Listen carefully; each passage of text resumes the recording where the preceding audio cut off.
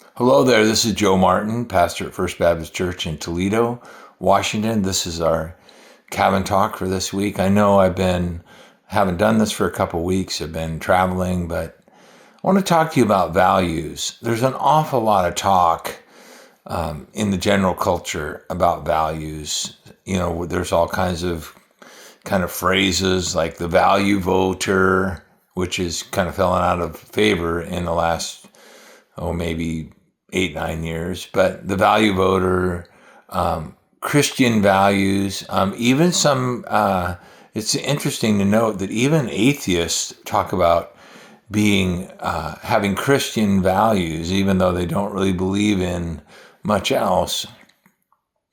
But I do want to say this very clear thing. Without Christ,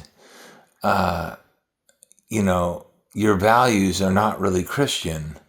They're just kind of ideas that maybe they're traditions that you find more stable or self-serving.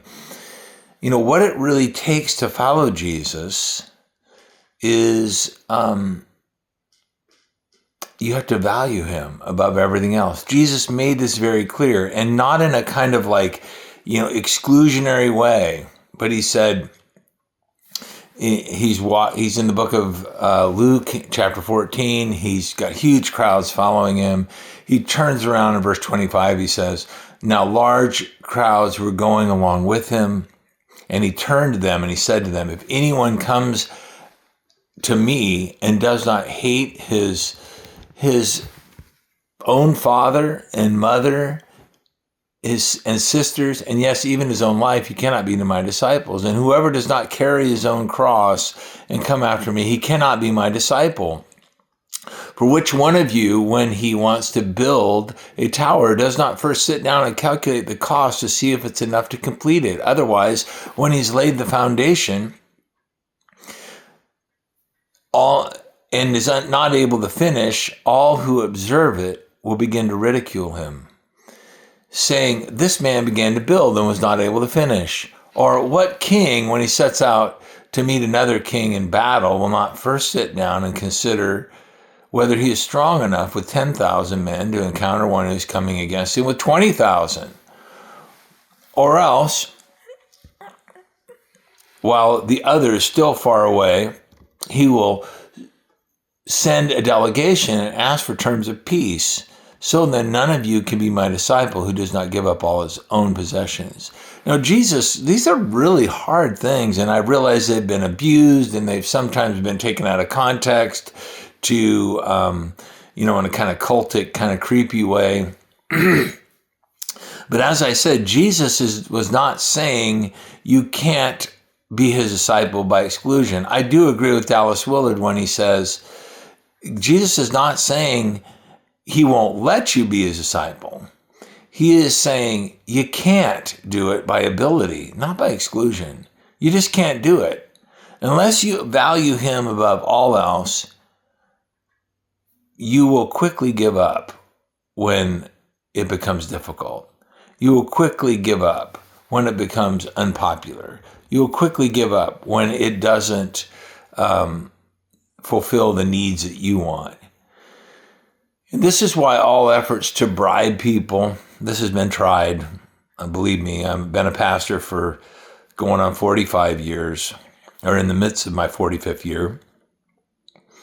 And there's all kinds of things that we do. We try and bribe and entice with shows, with excellent entertainment. Don't get me wrong, I don't think it's wrong in itself. But the kind of underlying kind of myth is that if we just give them this best thing or free food, that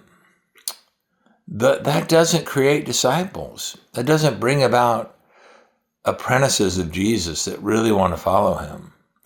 It will it will create crowds like it did in Jesus' day, but it'll never create disciples. As soon as things get dull or unappealing, or there's some other shiny bauble that is more interesting down the road, down the street, in the culture, or denial is required, where you have to deny your Christianity or play it down. As soon as your allegiance to Christ is pressured, pushed back against, you'll be gone. So that's why he says you can't do it. You can't do it. It's like saying a man with no legs can't run. No one is stopping him from running. You just can't. I have a good friend who super active guy, and he got injured and he lost the ability to use his legs very well. Now he's done a lot to recover, but he can't go run a 5K. He's just not able because the internal mechanism, the internal power to do that has been removed. To be his disciple, to really be a disciple of Jesus, you must value him above all. Now, this gets tested over and over again, day by day, the trial of your faith. But you'll always end up but you'll always come back to the need. Do I value Jesus above this? Do you love me more than these? You'll always end up doing, in the end, what you value most. That's why Jesus said, for where your treasure is, there will your heart be also. What you really treasure, that's where your heart is going to go. This is what I really am into. The kingdom of heaven, Jesus said, is like a treasure hidden in a field, which a man found and hid again. From joy over it, he goes and sells all that he has and buys that field. And again, the kingdom of heaven is like a merchant seeking fine pearls, he says in Matthew 13:45. And upon finding that pearl of great value, he went and sold all that he had and bought it. In other words, both of these men, these individuals, Jesus is using analogy, they encounter the most valuable thing that they've ever seen. And they don't feel bad about going and borrowing or selling everything they possibly have to get it, because it's so valuable. So where is your true treasure? It's where your heart's going to be. Is it really Christ? When Jesus asked the question to Peter, do you love me more than these? Well, do you love him more than these? And so when Jesus says, you have to love me more, this word hate is a hyperbole. It's you love me so much by comparison to everything else. It's hate. Do you love him more than your other relationships? Do you love him more than your stuff or your hobbies or your sports interests or your job or your career or your money or yourself? Even yourself. Where is your true treasure?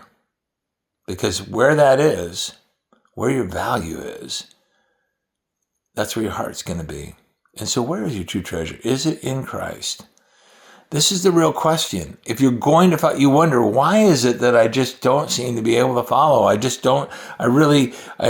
want all the stuff that goes with it. I want so much of this, but I just don't seem to have the internal strength. Well, it's rooted in your value. And so when you come to that place in your life, when you face the fact that, what I really value most of all is Jesus. And by the way, why Jesus should be you should see it as the great opportunity of your life. He will not disappoint you when you trust him.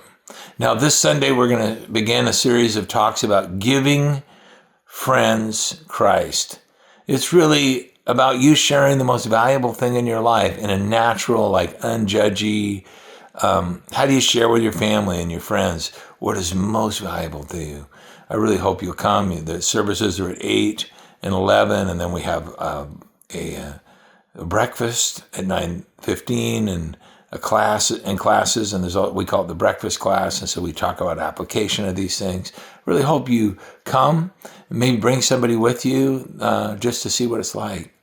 God bless you. And thank you so much for watching this. And for some of you, maybe you want to share it with others.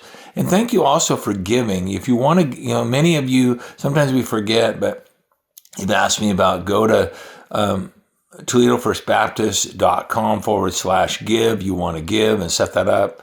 Thank you so much. God bless.